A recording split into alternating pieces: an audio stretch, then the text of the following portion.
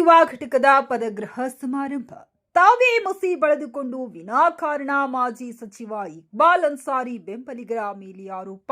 Husenappa Gangavathi Amar garden hotel ಒಂದರಲ್ಲಿ ಜರುಗಿದ ಕೊಪ್ಪಳ ಜಿಲ್ಲಾ ಯುವ ಕಾಂಗ್ರೆಸ್ ಅಧ್ಯಕ್ಷ ಹಾಗೂ ಎಲ್ಲಾ ತಾಲೂಕು ಪದಾಧಿಕಾರಿಗಳಿಗೆ ಪದಗ್ರಹಣ ಸಮಾರಂಭದಲ್ಲಿ ರಾಜ್ಯ ಕಾರ್ಯದರ್ಶಿ ಆಸಿಫ್ ಹುಸೇನ್ ಅವರು ತಮ್ಮ ನೇತೃತ್ವದಲ್ಲಿ ಜರುಗಿದ ಸಮಾರಂಭದಲ್ಲಿ ಬ್ಯಾನರ್ಗೆ ಮಸಿ ಬಳಿಯಲಾಗಿದೆ ಎಂದು ಆರೋಪಿಸಿ ಮಾಜಿ ಸಚಿವ ಇಕ್ಬಾಲ್ ಅನ್ಸಾರಿ ಹಾಗೂ ಬೆಂಬಲಿಗರಿಗೆ ತೇಜೋವಧೆ ಮಾಡುತ್ತಿರುವುದು ಸೂಕ್ತದಾಯಕ ಅಲ್ಲ ಎಂದು ಕಾಂಗ್ರೆಸ್ ಪಕ್ಷದ ಹಿರಿಯ ಮುಖಂಡ ಹಾಗೂ ನ್ಯಾಯವಾದಿ ಹುಸೇನಪ್ಪ ಹೇಳಿದರು. ಅವರು ಪದಗ್ರಹಣ ಸಮಾರಂಭದ ಪ್ರಕರಣಕ್ಕೆ ಸಂಬಂಧಿಸಿದಂತೆ ಅನ್ಸಾರಿಯವರ ಪಕ್ಷದ ಕಾರ್ಯಾಲಯದಲ್ಲಿ ಸುದ್ದಿಗೋಷ್ಠಿ ನಡೆಸಿ ಮಾತನಾಡಿದರು. ಎಲ್ಲೋ ಕೆಲಸ ಕಾರ್ಯವಿಲ್ಲದೆ ಬಿದ್ದಂತಹ ಹಲವು ವ್ಯಕ್ತಿಗಳನ್ನ ಗುರುತಿಸಿ ಪಕ್ಷಕ್ಕೆ ಸೇರಿಸಿಕೊಂಡು ಪಕ್ಷದಲ್ಲಿ ಸ್ಥಾನಮಾನ ಕಲ್ಪಿಸುವುದರ ಜೊತೆಗೆ ನಗರಸಭೆ ಸೇರಿದಂತೆ ಮತ್ತಿತರರ ಆಡಳಿತ ಮಂಡಳಿಯಲ್ಲಿ ನೇಮಕ ಮಾಡಿದ ಪ್ರತಿಫಲವೇ ಈಗ ಅನ್ಸಾರಿ ವಿರುದ್ಧ ಹಾಗೂ ಬೆಂಬಲಿಗರ ವಿರುದ್ಧ ತಿರುಗಿ ಬೀಳಲು ಪ್ರಮುಖ ಕಾರಣವಾಗಿದೆ ಎಂದು ತಿಳಿಸಿದರು. ನಗರ ಘಟಕದ ಮಾಜಿ ಅಧ್ಯಕ್ಷ ಜುಬೇರಾ ಮಾತನಾಡಿ, ಚುನಾವಣೆಗಳಲ್ಲಿ ಸೋಲು ಗೆಲುವು ಅನಿವಾರ್ಯವಾಗಿದ್ದು ಕೆಲವು ನಂಬಿಕೆ ದ್ರೋಹಿಗಳು ಇಲ್ಲಸಲ್ಲದ ಆಮಿಷಗಳಿಗೆ ಬಲಿಯಾಗಿ ತಮ್ಮತನವನ್ನ ಮಾರಿಕೊಂಡಿರುವುದು ಸ್ಪಷ್ಟವಾಗಿ ಗೋಚರಿಸುತ್ತದೆ ಎಂದು ಹೇಳಿದರು.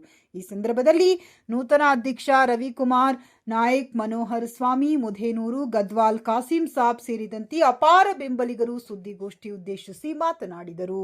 ವಿಶೇಷವಾಗಿ ವಿಷಯ ನಿಮ್ಗೆ ಹೇಳ್ತೀನಿ, ನೋಟ್ ಮಾಡ್ಕೊಳ್ಳಿ sir. Youth Congress online election ನಡೀತು.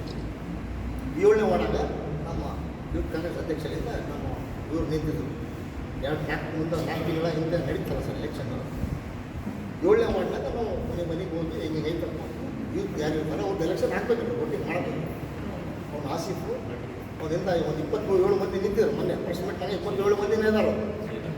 ಚಳಗಳು ಯಾರು ಒಳ್ಳೆ ಅಧ್ಯಕ್ಷ, ಇವ್ನು ನಾಟಕ, ಇವನೊಬ್ಬ, ಇವರಿಬ್ಬರು ಹಿಂದೆ ಇದ್ದಾರಲ್ಲ ಅಮಾಯಕರಾದ್ರೆ ಹುಡುಗರು.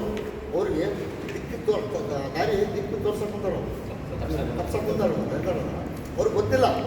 ಅವ್ರು ಹುಡುಗರು ಇದಾರಲ್ಲ ಅವರು ಅನ್ಸರಿ ಸಾಬ್ ಹಿಂದೆ ಅವ್ರಿಗೂ ಗೊತ್ತಿಲ್ಲ ಪಾಪ. ಅವ್ರ ಮನ್ಯಾಗ ಆ ಹುಡುಗರು ಮನ್ಯಾಗ ಸುಮ್ಮನೆ ಅವ್ರು ಏನಾದ್ರು ಕೆಲಸ ಏನಾರು ಹುಡುಗರು ಸುಮ್ಮನೆ ಹಿಂದೆ ಮಾಡಿಸ್ತಾರೆ ಪಾಪ ಹುಡುಗರಿಗೆ.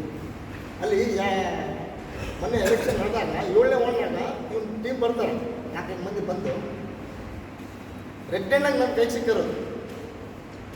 ಯೂತ್ ಕಾಂಗ್ರೆಸ್ ಎಲೆಕ್ಷನ್ ಮನೆಗೂ ಇವ್ರು ಹಾಕ್ಸ್ಬಿಟ್ಟಾರೆ. ಯಾರಿಗೆ ಹೇಳಿ ಹಾಕ್ಸ್ಬಿಟ್ಟ ನಾವು ಓಟ್ ಹಾಕ್ಸಿ.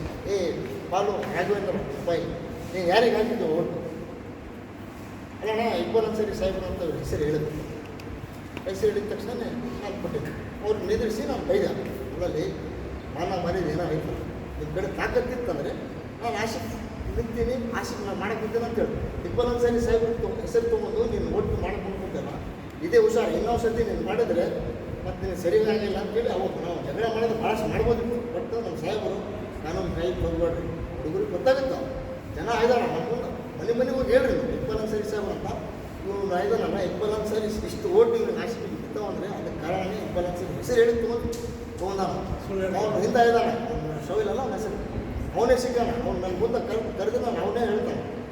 ನನ್ನ ಮುಂದೆ ಸಿಕ್ಕೊಂಡ್ಬಿಟ್ಟಾನ. ಇಲ್ಲ ಅಣ್ಣ ನನಗೆ ಗೊತ್ತಿಲ್ಲ, ಸಾಹೇಬ್ರ ಹೆಸರು ಹೇಳಿ ನಾನು ಮಾಡ್ಕೊಂಡೇನೆ ಅಂತ ಅವ್ನು ಹೇಳ್ದ. ಇನ್ನೊಂದು ಸರ್ತಿ ಮಾಡಿದಲ್ಲ, ನೀವು ಮಾಡಿರಿ, ನಿಮ್ಮ ಶಕ್ತಿ ಎಷ್ಟು ಸರ್ತಿ ನೀವು ತೋರಿಸ್ರಿ, ನಿಮ್ಮ ಹೆಸರು ಹೇಳಿ. ಇಕ್ಬಾಲ್ ಅನ್ಸಾರಿ ಸಾಹೇಬ್ರ ಹೆಸರು ತೊಗೊಂಡು ನೀವು ಏನು ಮಾಡ್ಕೊತೀರಿ? ಅವನೊಬ್ಬ ನಾಟಕ, ಇಂಥ ಒಬ್ಬ ಒಳ್ಳೆ ಅಧ್ಯಕ್ಷ. ನೀವು ಐದರಲ್ಲ, ನೀವು ದೊಡ್ಡ ಸಂಘಟನೆ ಕಟ್ತೀನಿ, ಅದು ಕಟ್ತೀನಿ, ಇದು ಕಟ್ತೀನಿ ಅಂತ ಹೇಳಕ್ಕೊಟ್ಟಲ್ಲ. ಯಾವ ಸಂಘಟನೆ ಇಲ್ಲ, ನಾವು ಐದೀವಲ್ಲ, ಎಲ್ಲ ಜನ ಇದಾರಲ್ಲ ಇಕ್ಬಾಲ್ ಅನ್ಸಾರಿ ಸಾಹೇಬ್ರ ಕಡೆ ಐದೀವಿ. ಇವು ಡಿ.ಕೆ. ಶಿವಕುಮಾರ್ ಸಾಹೇಬ್ರಿಗೆ 100 ಮಂದಿ ಕಂಪ್ಲೇಂಟ್ ಕೊಡೋಕ್ಕೆ ಹೋದರೆ ನಾವು 10,000 ಮಂದಿ ಹೋಗ್ತೀವಿ ಇವ್ರ ಬಗ್ಗೆ ಮಾತಾಡೋಕ್ಕೆ. ನಾನು ಹೇಳೋಕ್ಕಿಲ್ಲ, ಅಷ್ಟು ಒಳ್ಳೆಯವರು. ಅವನ ಆಶಿಕ್ಗೆ ನಾನು ಹೇಳ್ಬಿಟ್ಟಿನಿ ಸರ್, ಯಾರು ಬೆಳೆಸಲ್ಲ ಅಲ್ಪಸಂಖ್ಯಾತರಿಗೆ ಅಂತ ಹೇಳಲ್ಲ, ಅದಕ್ಕೆ ನಾನು ಕ್ಲಿಯರ್ ಮಾಡಿಬಿಟ್ಟಿನಿ. 2 ಸತಿ ಅದಕ್ಕೆ ಮಾಡಿದ್ದೈತಿ. ಮತ್ತು ಅಲ್ಲಿ ಹೋಗಿ ಆತ ಇವರಿಂದ ಯಾರ್ಯಾರು ದೊಡ್ಡ ಲೀಡರ್ ಕೈ ಹೊಡೈತಿ ಎಲ್ಲ ನಮ್ಮ ಸಾಹೇಬ್ರಿಗೆ ಗೊತ್ತೈತಿ, ಗಮನಕ್ಕೆ ಐತಿ. ಬಟ್ ಅದು ಈಗ ಸದ್ಯಕ್ಕೆ ವಿಷಯ ಇಲ್ಲ ಮಾತಾಡೋದು. ನೀವು ಚೆನ್ನಾಗಿ ಮಾತಾಡಿ ವಿಷಯ ಯುವಕ ಮಾತಾಡ್ತಿದ್ರೆ ಅದು ಸಾಕ್ಷಿಗಳು ಆಮೇಲೆ ಅದ್ರ ಜೊತೆಗೆ ಬೇರೆ ಪಕ್ಷದ ಜೊತೆಗೆ ಬೇರೆ ಬೇರೆ ಲಾಸ್ಟ್ ಟೈಮ್ ಜೊತೆಗೆ ಎಲೆಕ್ಷನ್ ಮಾಡಿರುವಂಥ ವಿಷಯಗಳಾಗಿವೆ, ಇವೆಲ್ಲವೂ ಇದಾವಲ್ಲ. ಹಾಗಾಗಿ ಆಸಿಫು ಯಾಕೆ ಹೊರಗಡೆ ಹೋದ? ಆಮೇಲೆ ಈಗ ಕಾಂಗ್ರೆಸ್ ಪಕ್ಷದಲ್ಲಿ ಉಳಿಯೋಕ್ಕೆ ಯೋಗ್ಯತೆ ಇದೆಯಾ ನಮ್ಮ ಪ್ರಶ್ನೆ. ಆಮೇಲೆ ಈಗ ಸರಿ ಎಲ್ಲ ಪರ್ಯವೇಕ್ಷಕ ಸಂದರ್ಭದಲ್ಲಿ ಕೊಡ್ತೀವಿ ತಪ್ಪಿರಲ್ಲ. ಮತ್ತೆ ಬರೀ ಆಸೆ ಕೊಡ್ತೀನಿ ಅಲ್ಲ, ಶ್ರೀನಾಥ್ ಅವರು ಕೂಡ ಮಾಡ್ಯಾರ, ಮಲ್ಲಿಕಾರ್ಜುನ ಅವರು ಕೂಡ ಯಾರು ಹೀಗೆ ಮಾತಾಡಿರುವಂಥದ್ದು ಯಾರು?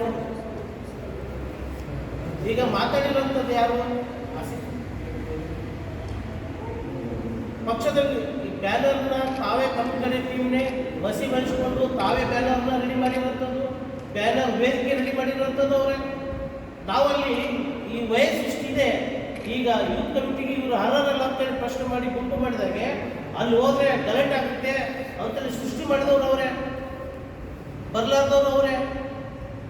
ಇವೆಲ್ಲ ಪ್ರಶ್ನೆ ಹೇಗಿದೆ ಅಂತಂದರೆ ತಾವು ಹೈಲೈಟ್ ಮಾಡೋದಕ್ಕೆ ಈ ರೀತಿಯಾಗಿ ನಾನು ಒಂದು ಯಾವುದೋ ಸುಳ್ಳು ದಾಖಲೆ ಕೊಟ್ಟು ನಾನು ರಾಜ್ಯ ಪ್ರಧಾನ ಕಾರ್ಯದರ್ಶಿ ಆಗಿದ್ದೀನಿ ಅಂತೇಳಿ ಈ ಪುನಃ ನಾವು ಗಂಗೋತಿಗೆ ಮುಖ ಇಟ್ಕೊಂಡು ಹೆಂಗೆ ತಿರ್ಗೋದು?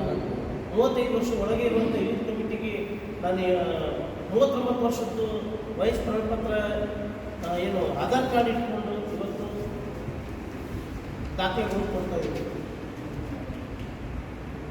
ಅದಕ್ಕೆ ಹೇಳ್ತೀವಿ ಮೊನ್ನೆ 14ನೇ ತಾರೀಕಿಗೆ ಯೂತ್ ಕಾಂಗ್ರೆಸ್ ಕಾರ್ಯಕ್ರಮದಲ್ಲಿ ಯೂತ್ ಕಾಂಗ್ರೆಸ್ ಕಾರ್ಯಕ್ರಮವನ್ನು ನಡೆಸಿದಾಗ ಇವರು ಆಸಿಫ್ ಹುಸೇನ್ ಯೂತ್ ಕಾಂಗ್ರೆಸ್ ಅಧ್ಯಕ್ಷ, ಗಂಗಾವತಿ ತಾಲೂಕು ಮಾಜಿ, ಆತ ಆಮೇಲೆ ಬ್ಲಾಕ್ ಕಾಂಗ್ರೆಸ್ ಅಧ್ಯಕ್ಷ ಮನಿಯಾರ್, ಶಾಮಿಕ್ ಮನಿಯಾರ್, ಇವರಿಬ್ಬರು ಸೇರಿ ಮೊನ್ನೆ ಒಂದು ಪ್ರೆಸ್ ಮೀಟ್ ಮಾಡ್ಯಾರ. ಆ ಪ್ರೆಸ್ ಮೀಟ್ನಲ್ಲಿ ಇವ್ರು ಹೇಳಿದರು, ಕಾಂಗ್ರೆಸ್ನಲ್ಲಿ 2 ಬಣ ಇದೆ, 2 ಬಣ ಇದೆ ಅಂತ ಹೇಳಿದರು. ಹೌದು, ಕಾಂಗ್ರೆಸ್ನಲ್ಲಿ 2 ಬಣ ಇದೆ, ಕರೆಕ್ಟ್ ಹೇಳ ಇದೇನಾ? ಇದೇನಾ? 2 ಬಣ ಇದೆ. ಹೇಳ್ತದೆ ಲಾಸ್ಟ್ ವೀಕ್ ಮಾಡ್ತಾರೆ.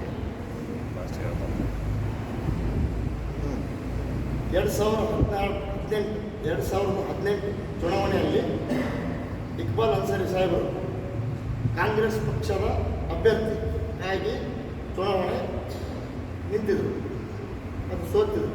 ಆಯಿತು. ಆಮೇಲೆ 2023ನಲ್ಲಿ ಕಾಂಗ್ರೆಸ್ ಪಕ್ಷದಿಂದ ಮತ್ತು ಚುನಾವಣೆ ನಿಂತು ಸೋತು.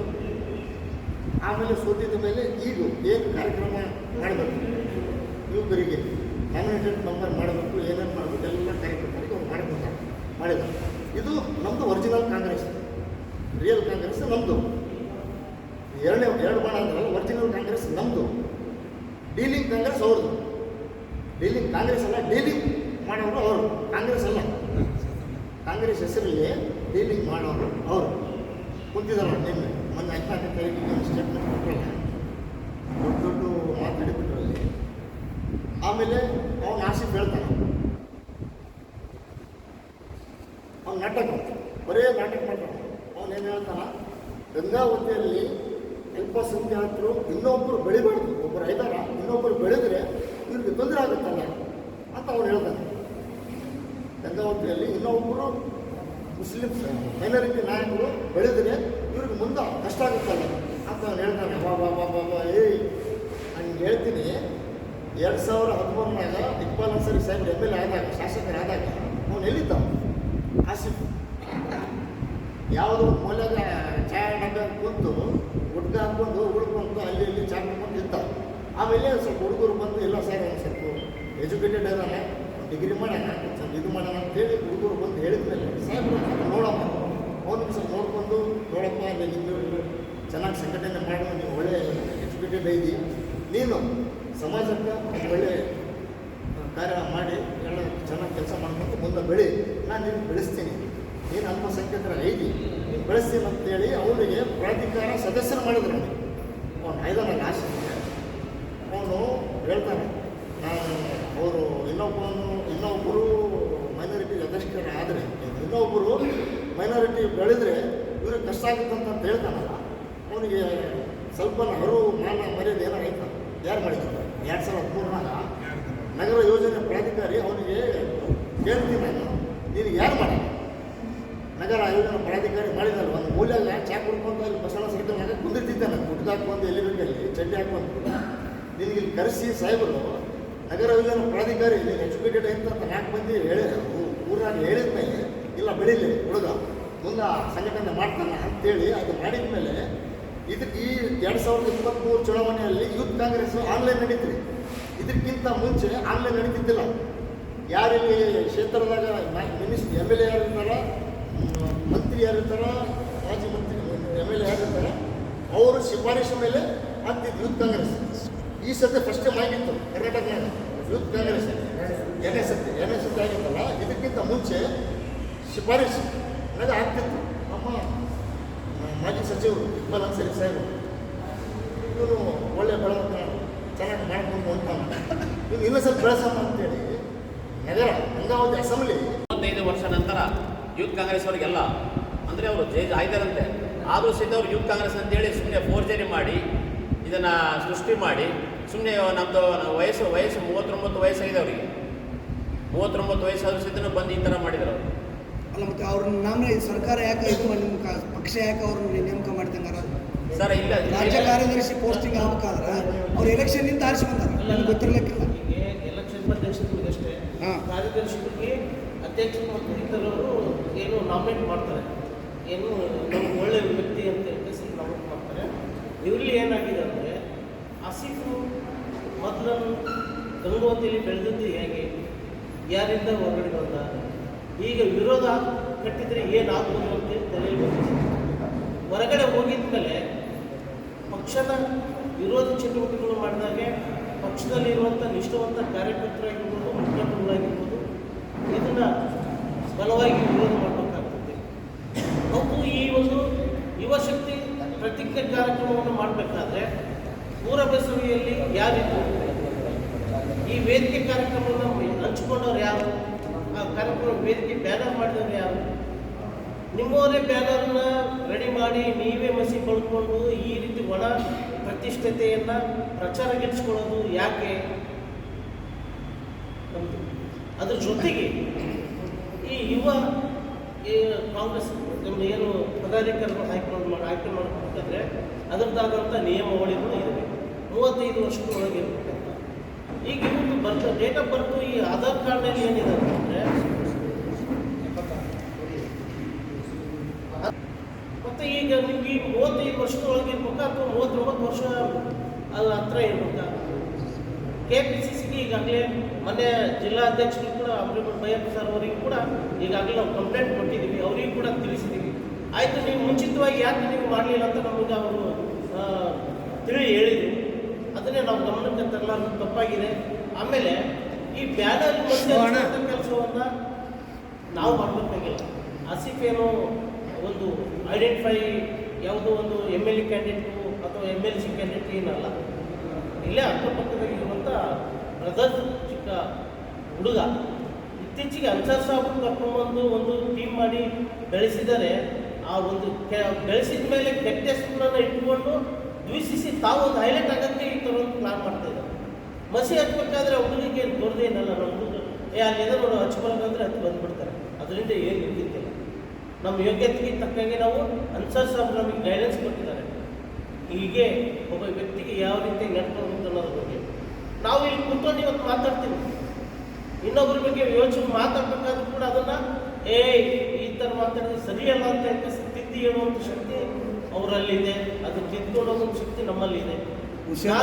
ಹುಸೇನಪ್ಪ ಅಂಚನಾಳು, ಮನೋಹರ ಸ್ವಾಮಿ ಮತ್ತು ಕೆಲವೊಬ್ಬರು ಅನ್ಸರ್ ಸಾಬ್ರಿಗೆ ಆಗಲಾರ್ದಂಥವ್ರು ಟೀಮ್ ಕಟ್ಕೊಂಡು ಏನಾದರೂ ಆಸಿಫ್ಗಾಗಿರ್ಬೋದು, ಇನ್ನು ಇತರರಿಗೆ ಇರ್ಬೋದು, ನೀವೊಂದು ಟೀಮ್ ಕಟ್ಟ್ರಿ, ಅನ್ಸರ್ ಸಾಬ್ರ ವಿರುದ್ಧ ಮಾತಾಡಿ, ಇಲ್ಲ ಅವರು ಟೀಮ್ ವಿರುದ್ಧ ಮಾತಾಡಿ ಅಂತ ಹೇಳಿರ್ಬೋದು.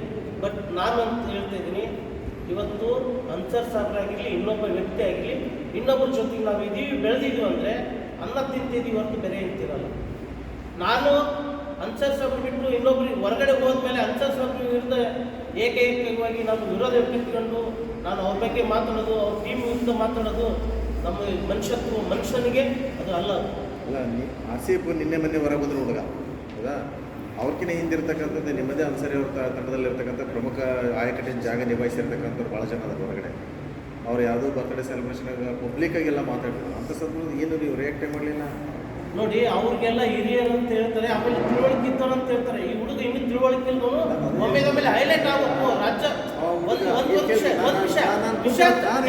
ವಿಷಯ ಇಲ್ಲಿ ಒಂದು ವರ್ಷ ಸಣ್ಣ ಹುಡುಗ ಸರ್, ಒಂದು ವಿಷಯ ಕೇಳ್ರಿ ನಾನು ಒಂದು ವಿಷಯ ಹೇಳ್ತೀನಿ.